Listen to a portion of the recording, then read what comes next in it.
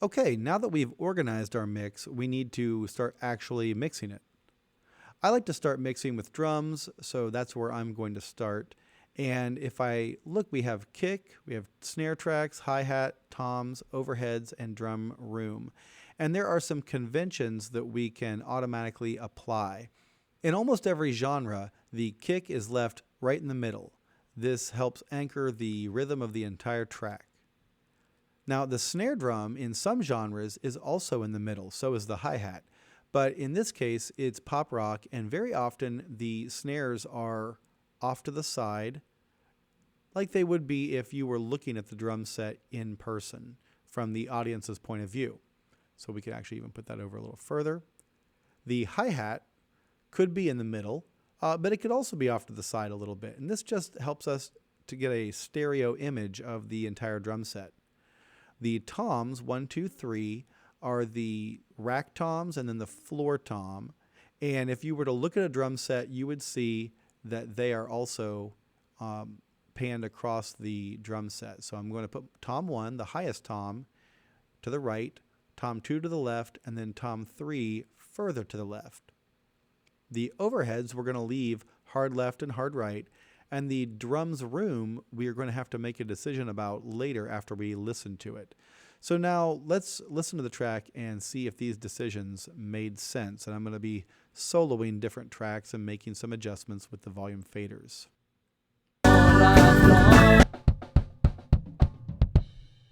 You can hear we have some bleed from the snare. That's okay.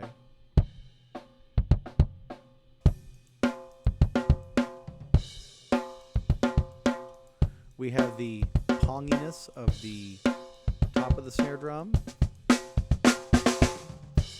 and the snappiness of the snares on the bottom.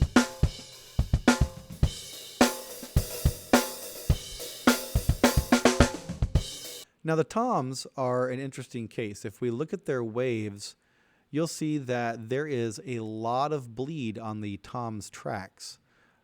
Right here, these big spikes, that's where the tom is actually hitting. The rest of this is just bleed, and we may or may not want to keep that. And in a later video, I'm going to show you how to use strip silence to edit out all of this bleed that we probably don't need. But for now, we're just going to listen to these tom hits. Tom 2 looks like it might be hitting right around there. And we might want to bump that volume level up. And then the tom 3 hits come in occasionally. And we can bump that up too. When working with toms, I find it helpful to work in the edit window sometimes when mixing, just so you can see where the tom hits actually are. And let's add in the overheads.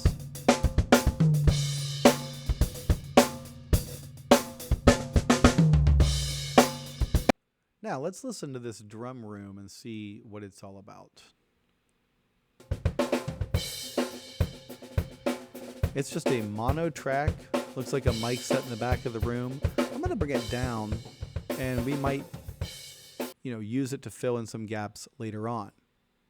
Next, I'm going to turn my drums group on, and I'm going to bring the entire group down about 6 decibels. And the reason I'm doing that is to give myself some extra headroom so that the volume level doesn't build up and start clipping as I add instruments. I'm going to go through the rest of the session and balance and pan every instrument before I start adding any effects like EQ or compression. You have summer storms, I have winter.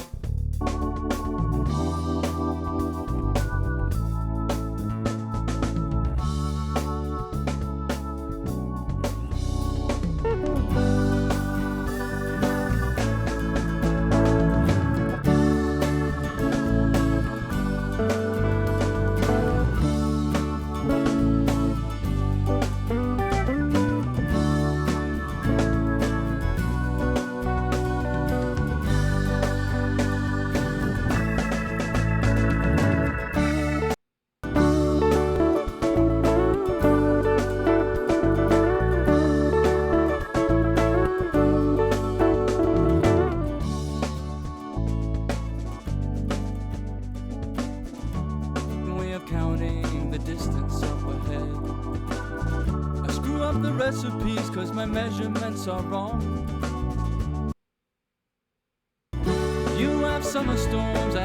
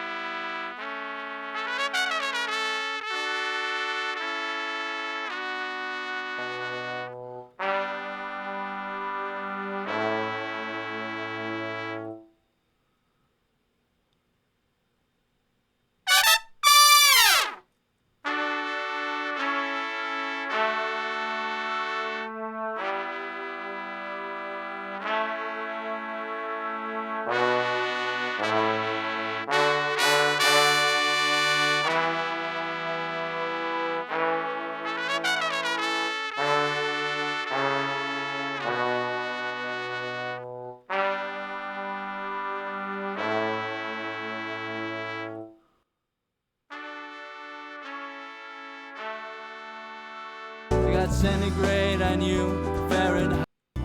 You have summer storms, I have winter northern lights. I got centigrade and you Fahrenheit. There's nothing like a tiny little challenge, comparing, converting, and the sort.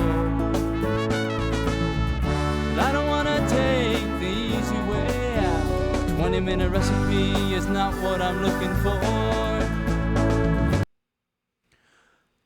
Okay, so now I have made some decisions. You can see we have the drums panned and balanced. I have left the bass right in the middle. That's pretty normal in almost every mix. The Hammond organ I've left way out to the sides.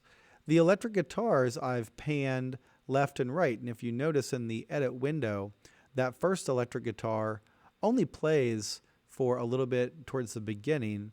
So it doesn't have a big role in the mix, but I've moved it out to the side so it doesn't conflict with any of the primary instruments. The acoustic guitar I also moved way out to the side. And if we want a presence in both speakers or both headphones, when we add delay in, it will have a presence on the right side.